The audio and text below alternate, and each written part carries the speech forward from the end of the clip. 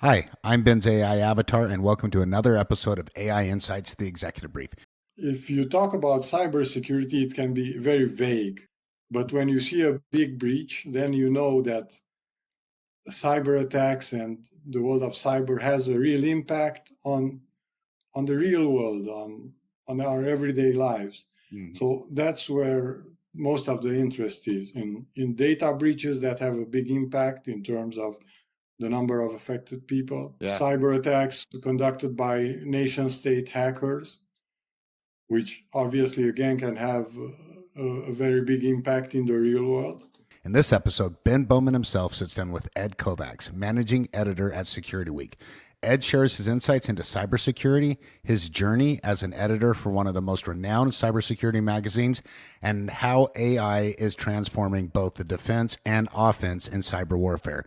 Now, one interesting aspect in cybersecurity and the use of AI is that it's much easier for the cyber criminals to use the AI than it is for cybersecurity companies to implement it in their products. Because right now you can just go to ChatGPT and tell it to write you a convincing phishing email. But for a company to use AI, for a cybersecurity company to use AI, you need to invest a lot of money, a lot of time, a lot of resources. Get ready for an engaging conversation filled with real-world examples and thought-provoking insights. Hi, my name is Ed Kovacs, but many people in the industry know me as Ed Kovacs.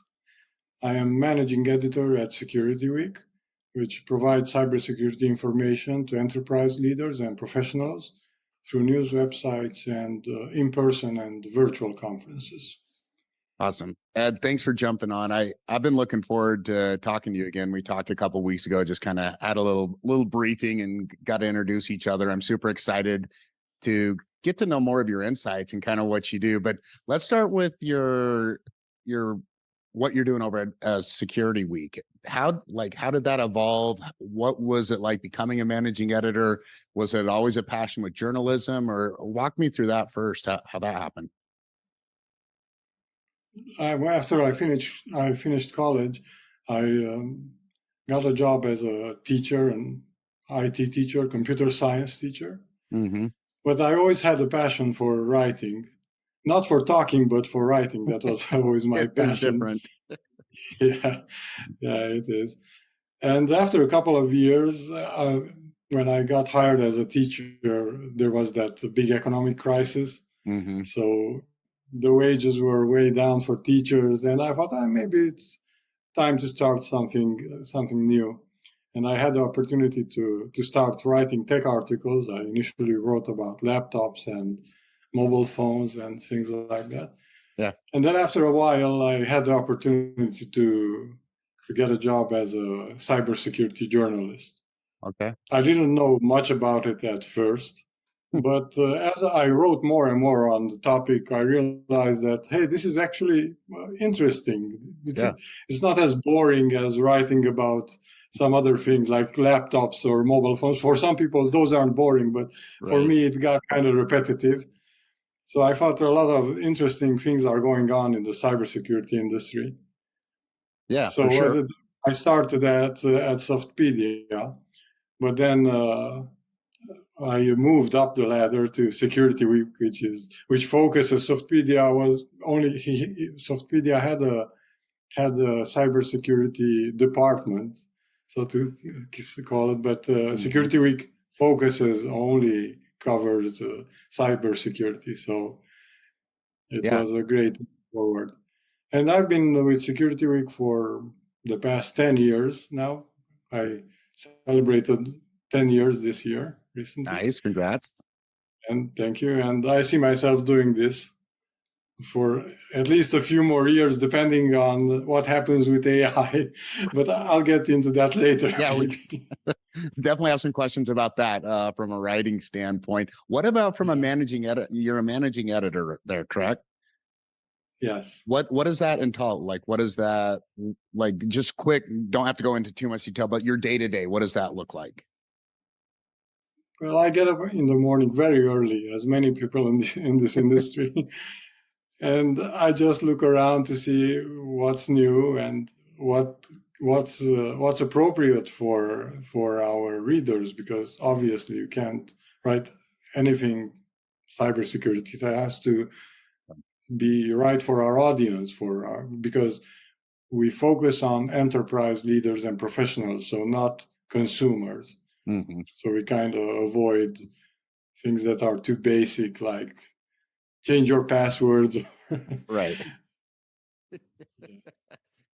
So I mostly follow the news and the trends and try to figure out what's best to write about. Yeah. So now, interesting. You talk about your time starting into Security Week and how you didn't have a lot of cybersecurity experience. Now you're there about 10 years. There's been quite a few changes, and this is probably one of the exciting things about writing about cybersecurity is every day there's a new breach, there's a new something that's coming out, something else is happening. What's the biggest trend or the biggest change you've seen in cybersecurity aside from AI? We'll get into AI in a sec, but what are some of the major changes and shifts that you've seen in cybersecurity since you started writing about it? It's not for me as a journalist in particular. When I started writing cybersecurity news, I would get 10 emails per day from PR people and researchers. And almost every one of those 10 emails would turn into a news article, into a story of some kind. Right. Now I get 200 emails a day, 200 pitches every day. Someone trying to convince me to write about something, and I get to write maybe one story based on those emails. So it has skyrocketed in terms of volume and everything. There are thousands of companies. Everyone wants coverage. Everyone has something innovative. Mm-hmm. And it's really difficult. It has become more difficult to cut through all the noise. Yeah. And get to the real stories, the ones that really interest, and to determine which companies are actually doing something that's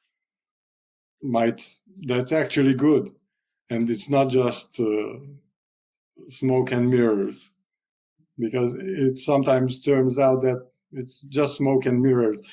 And if you look at the press release or their website, their announcements, it looks like they're innovating the world, but in reality, just Yeah, I think that's going to be a major shift in AI too. Like when you talk about smoke and mirrors, I think obviously in cybersecurity, but AI right now is probably about 80% smoke and mirrors and 20% like reality. What are some of the trends in cybersecurity? Like, as from a reader standpoint, I'm sure Security Week is tracking metrics as far as readers and time maybe on the page as far as reading. What are some of the trends in cybersecurity that really right now seem to be sticking and that are generating the most interest? it's definitely the hacks, the big hacks, the Okay. big attacks, because if you talk about cybersecurity, it can be very vague. You talk about risks, but they're often just theoretical risks. But when you see a big breach, then you know that cyber attacks and the world of cyber has a real impact on the real world, on our everyday lives. So that's where most of the interest is in data breaches that have a big impact in terms of the number of affected people. Yeah. Cyber attacks conducted by nation-state hackers, which obviously again can have a very big impact in the real world. So those are the stories that we see are most interesting. And something that's happening right now, the CrowdStrike incident. I was just going to ask about that. Yeah. So our 5 top trending stories right now are all about CrowdStrike. So what are your thoughts on what is your insights on the CrowdStrike stuff? Just out of curiosity, while we're talking about it, what have you written about? What have you seen? What's the temperature of it? Yeah, just any insights on that would be interesting from your perspective.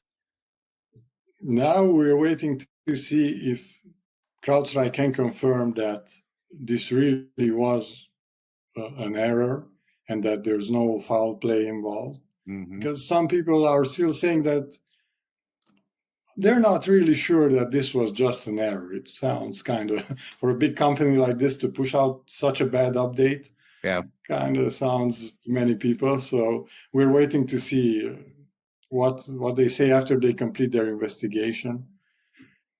And other than that, everyone's just waiting to see what happens, because now they've started cleaning up everything.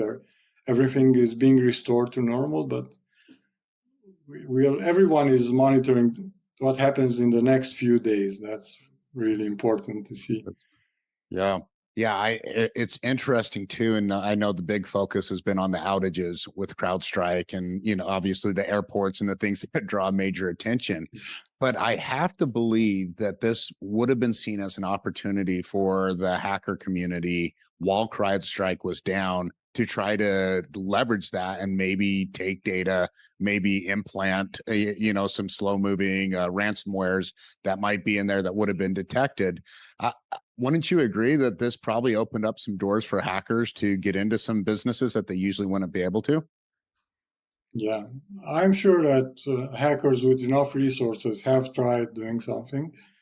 But even those with less resources, like regular cyber criminals, have jumped on the event to push phishing emails and scams. And it's not hard to send out emails saying, hey, here's a tool that fixes your system. Right. And it's actually malware, or call this number if you want our help. Get those live. I do hear that when you do call those numbers, they actually are very helpful and nice. Which is kind of an interesting point. I had one person say they were the nicest people in the world when I called. I was like, yeah, of course they were scamming you. That's what they're paid to do. Oh man, what an absolute. Even CrowdStrike I wrote about this today, actually, that CrowdStrike warned customers that one of the fake fixes that's doing the rounds was actually pushing a new piece of malware, one that hasn't been seen before. Because if you see regular malware being distributed, piggybacking on this news, that wouldn't be surprising. But they actually saw a previously unknown piece of malware that was being distributed. Wow. Yeah. Well, like you said, it's every day. It's a new adventure, and it's not like there's a shortage of breaches and things like that. And this was definitely major. I think I read that this could be considered the largest, if you want to call it, meltdown or breakdown in IT infrastructure in the history globally. So this is quite an issue. It'll be interesting to see, again, long-term picture, not just how the dust settles, but how CrowdStrike settles as a business and as a company. I know in the MSP world, or the MSSP world, right, for the managed security service providers, CrowdStrike has a pretty big foothold in that area. And then it'll be interesting to see how companies like SentinelOne, and other companies like that come out and maybe leverage and maybe increase. So yeah, it's gonna be an interesting fallout. Now, let's real quick, not real quick, because this might be majority, and I do have some questions about AI and writing, because that's what you do, and that's a big topic with generative AI. But let's talk about AI and cybersecurity. What are the trends you're seeing with that? Obviously, let's say CrowdStrike, SentinelOne, some of the ones we just mentioned, they've used AI, behavioral analytics, for quite some time. It's not like AI is new in cybersecurity prevention, and probably even in cyber criminals. But what are some of the trends you're seeing with cybersecurity? What are the things that you think are most interesting right now?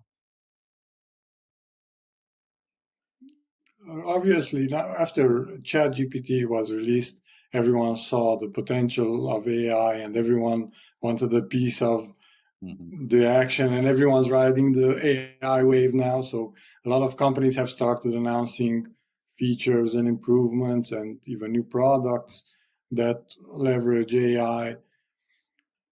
There's you probably heard about the RSA conference, one of the biggest cybersecurity conferences in the world. So that focuses on cybersecurity products, and every year vendors use the conference to announce new products or innovation. And every year, SecurityWeek summarizes the announcements they make, the biggest, the most important announcements. We do a summary every year. Yep. And I've looked at the data coming from RSA. So in comparison, so in 2023, there were 50 announcements coming out from the RSA conference. Mm-hmm. And of the 50 announcements, 10% mentioned AI. Right. So a fairly small percentage. This was last year. And this year we had 100 announcements. So the number of announcements doubled, and half contained references to AI. So the percentage soared in a very short time. So I found that very interesting, because almost every 1 in 2 announcements was, hey, we've done something with AI. Right. And the thing is that obviously some of them are innovating and really putting AI to good use. They're really using AI. But looking at all these announcements, I get the feeling that some of them are doing the bare minimum with AI just to be able to push out a press release saying, hey, we're also using AI. So we're not falling behind. I suspect that some of them might just be feeding their customer support information to a custom chatbot, for instance, and saying, we're using AI. It's not, you're kind of using AI, but not to its full potential. Right. No, that's such an interesting point. And I think it is funny that in November, I think we talked about this, that suddenly everyone became an AI company. And then when you look at AI, and the reality right now, we should be looking at it as a framework. And I know in cybersecurity, there's a lot of frameworks like CMET and NIST and things like that, or CTEM, not CM, CTEM and NIST and things like that. But I think we should look at AI as a framework, because even if you look at machine learning, and technically autocorrect on Word is a function of machine learning, but it doesn't mean that I'm an AI company because I'm using autocorrect on Word. I know that's a very basic example, but that's almost what it seems like. It almost seems like there's just this overcorrection of people who feel like they have to be part of that AI trend.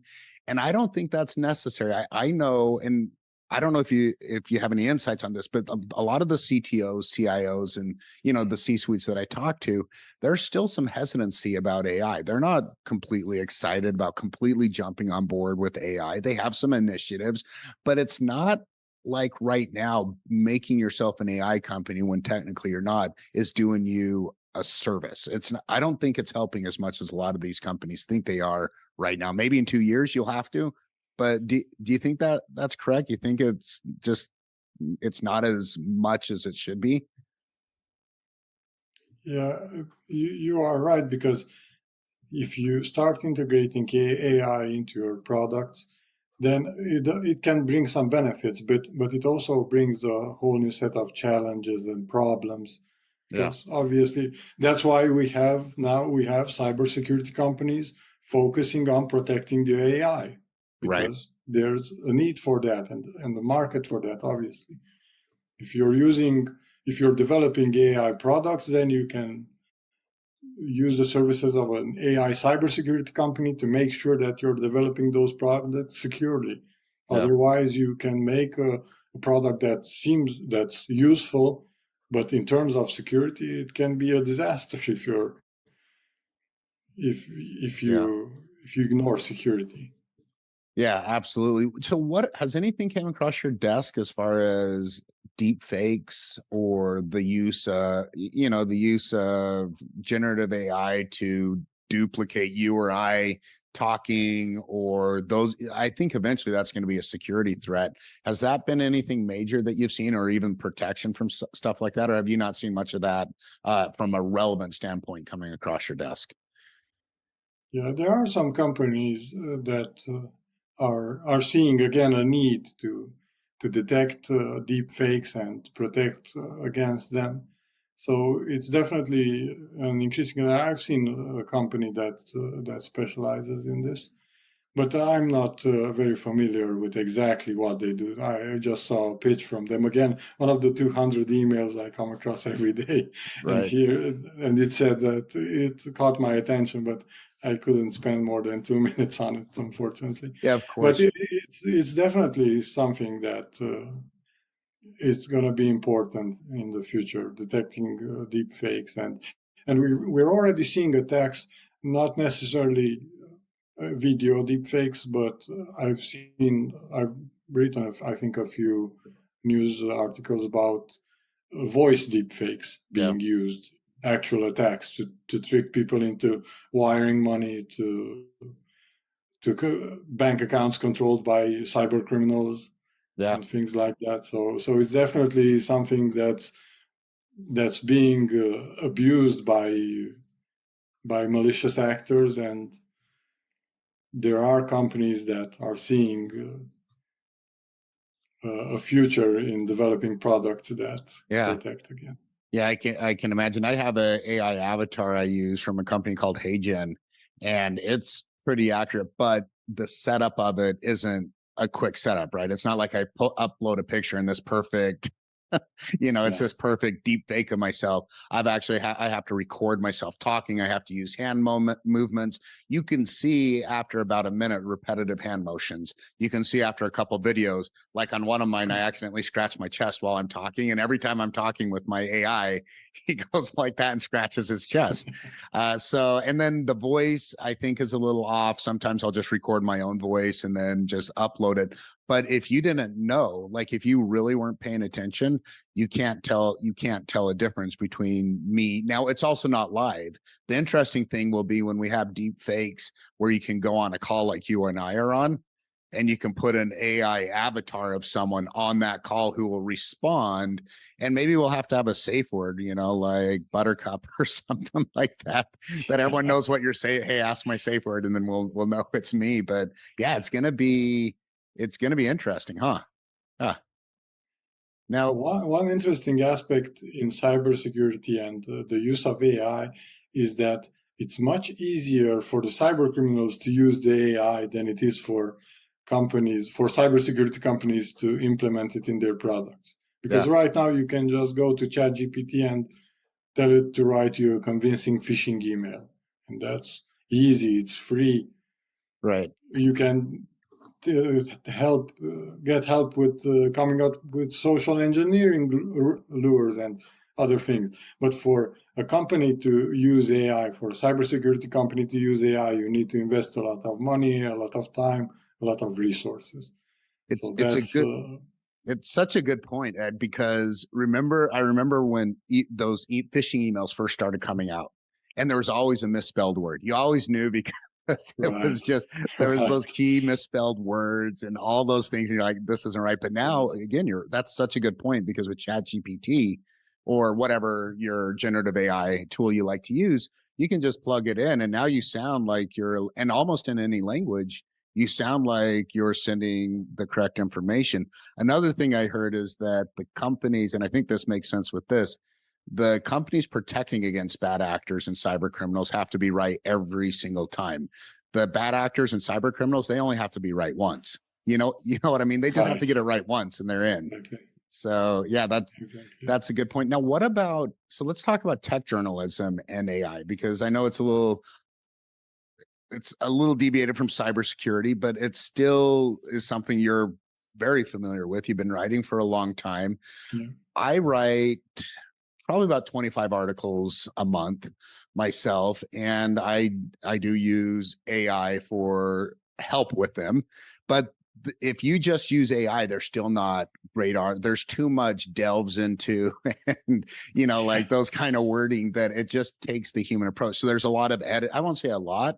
It probably gets me 60% there. And then there's still this editing process of going back through and rewording things Yeah. that don't make sense. Is that what you're seeing as far as, even with tech journalism, the use of AI? It is, I believe, helping, but what are you seeing with it? Yeah. So when ChatGPT was launched, many people thought that Skynet is now, Terminators are coming any day now, because it seemed so smart. But as we used it more, as people started using it more, we came to realize its limitations, and sometimes I think it's just dumb. It's making dumb mistakes. So Yeah. this was after using it for a while. So now I currently wouldn't trust it to write anything for me, Yeah. but I currently do use it to help me with headlines, for instance. So if I have an article and I don't have any inspiration for a good headline, I might tell it, hey, give me some options. Yeah. But I've never actually used a headline suggested by ChatGPT without making at least some small modification. A modification. So I've never, this is the perfect headline. So it was never the perfect headline. Yeah. And in terms of writing complete articles, it can rewrite press releases, for instance. You just have to rewrite this press release or this blog post.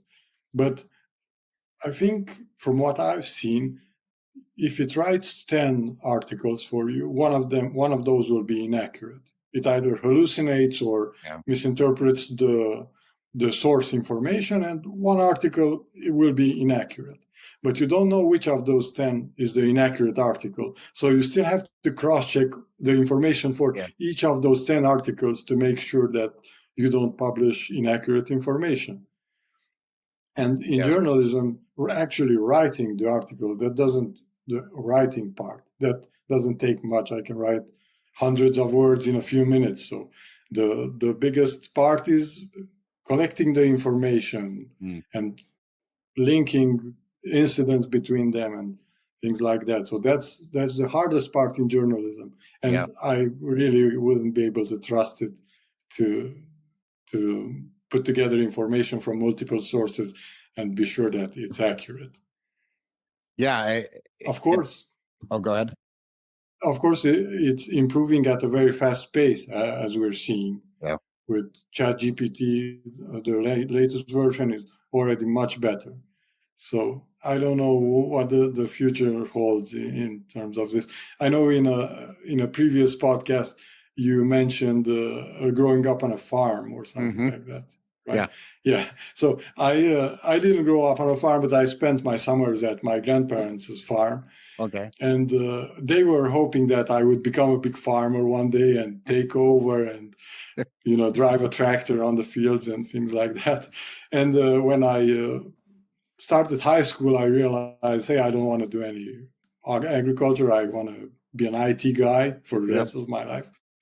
And now seeing all this evolution of AI, I sometimes think, hey, maybe those farming skills will come in handy at one point in my life. Maybe I'm hoping I will stay in IT till I retire, but now I'm not 100% sure like I was back when I was in high school. That's funny. I know that I did, of course, farming and hard labor, which kind of prompted me to get into technology at the beginning. And then I did one summer of paving roads out of high school where I actually had to work on a road paving crew out here, like putting the pavement on roads. And then I knew I had to be something that hard labor was not for me after that. But it's an interesting thought how far AI is going to go. And I myself am a huge proponent of the human touch and where AI and humanity, this intersection, right, of AI and humanity.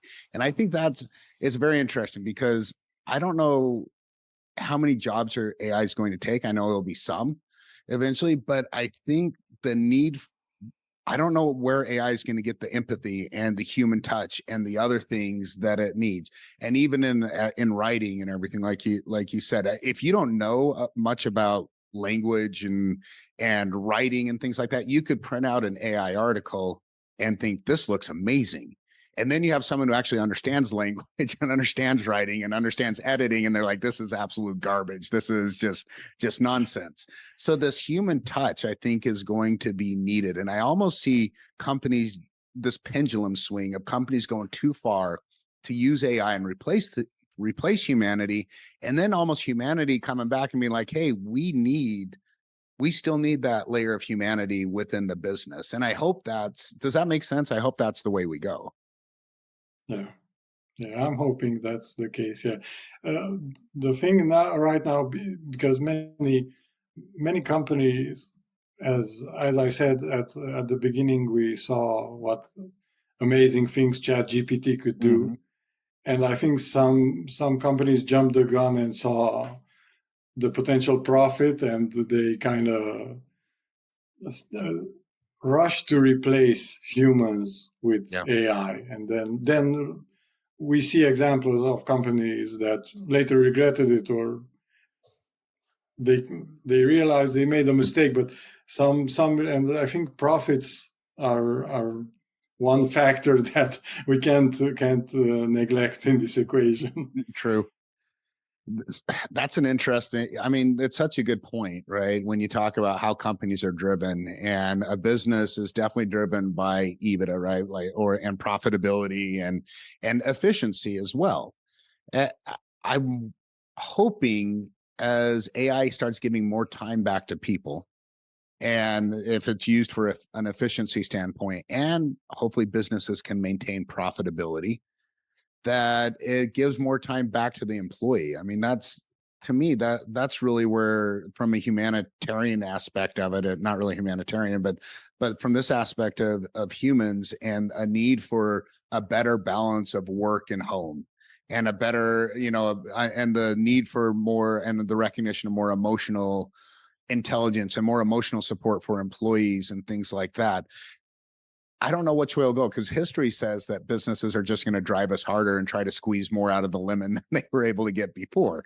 Maybe, but maybe we learn this balance of utilizing AI for this better balance within the home and within work. I think it would be, it would be interesting.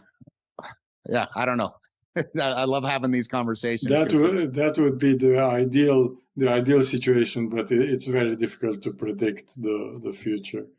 Yeah, I agree. So what about a couple more things, and then we'll wrap up. One question is, there's a lot of people, I think, who are getting writing degrees and things like that, and they might have that kind of fear as well. And technical writing, I've found, because I've been a technologist for a long time, I have a different, where I understand the technology, and my writing's probably this not as good, but it's getting better. And then as a writer, though, some like you started as a technical writer in cybersecurity without having any cybersecurity experience. So maybe what would be some advice to someone who wants to get into technical writing? And that might be an avenue. Do you have any advice or like tips that you could give someone? Well, it's kind of a difficult question right Yeah, now, I know. because seeing this with the AI, my first thought would be don't, just don't. Right. Because I wouldn't say, yeah, you're surely gonna make it if you. Yeah. So it's such a, for example, it's sort of related but sort of unrelated. My daughter is 7. She just started school, and we got a brochure for a programming class if you want to sign her up for programming classes, because the brochure says this is the future, sign your kids up to teach them how to code from a young age, because you'll make sure they'll have a bright future. And I'm thinking, I think programming is the present, not necessarily the future, seeing what AI can do. I'm not sure that in 20 years from now, when my daughter starts working, then it will still be relevant, so it's kind of. Well, there is here's an interesting thought, and I've thought about this. So I always use a calculator comparison. I don't know if you've heard that in one of the other times I've talked, but the calculator, I understand a calculator, I can simply use it. But a mathematician, like someone who really knows calculators and all those weird symbols on there that I have no clue what they do, can really manipulate and use a calculator. AI is a language-based model that we're trying to make more human-like through language. And I think writers have a potential to shift and shape AI to be, and teach AI to be more human. Because right now, a programmer, and a lot of programmers who don't have the personal and empathy skills, right? There's people who have this very high IQ, but their EQ and their connection into humanity isn't the same. And there's a talent either way, right? This IQ and EQ is a talent. But I do see that writers and good writers are going to be able to use, maybe it'll be like quasi programming, but to be able to shift and help teach AI to be more human like through writers, because a programmer's not going to be able to teach them that. Does that make does that make sense? Yeah, it does. It does. Yeah. Yeah. It's an The interesting. thing with writing is sometimes I imagine now I'm not old yet, but I am getting there. So I'm thinking that even tech journalism has evolved a lot in the past years. And I sometimes wonder what the new generation will do, because obviously there are young people now who will get into tech writing and tech journalism. Yeah. And they will use totally different tools. Their start is different from our start back 10 or 15 years ago. Yeah. So I sometimes try to envision that future on what type of tools they use, how much more efficient they'll likely be. Yeah. Because I imagine that they'll be much more efficient if you come on. I'm at the point where I embrace new technology with some difficulty. I have my workflow, and it's difficult for me to start using new things. But the younger generation, they're more open-minded. Obviously, they're gonna make much better use of the tools that they're given. They're not gonna be set on using the same tools. And I'm curious to see what it will look like, how efficient they'll be. Yeah. I imagine myself being a dinosaur someday. that companies are just going to say, you're not good enough, you're too slow, you can't use that, you can't use that. So if you asked me about giving them advice, I think that would be it, to keep an eye on new technologies and not learn from the old guys like me, and try to maybe come up with your own workflow and be as efficient as you can, because it's a fast moving time and we have to keep up. Absolutely. That's a great point and great advice. It's interesting that the younger generation really has it's a now generation, right? So we need it now. We want it now.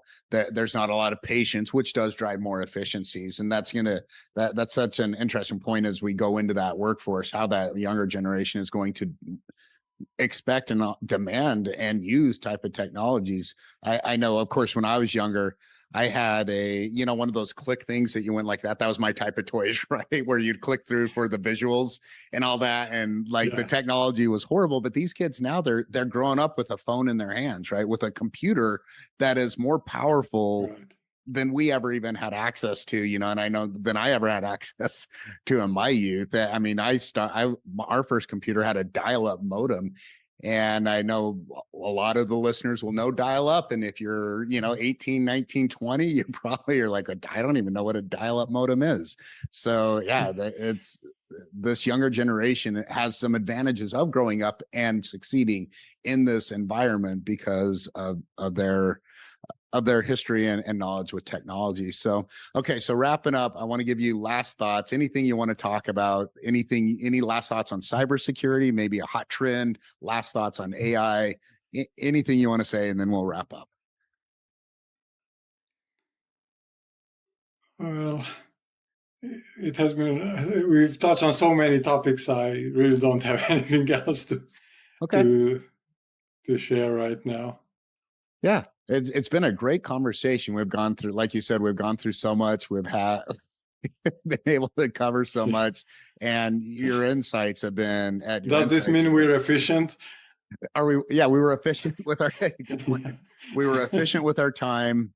Your insights are great. I like that you have your finger on the pulse of cybersecurity, even on the pulse of AI and cybersecurity, and just your overall, just knowledge has been great. So thanks for jumping on with me and having this conversation. Thanks for inviting me. Thanks, man.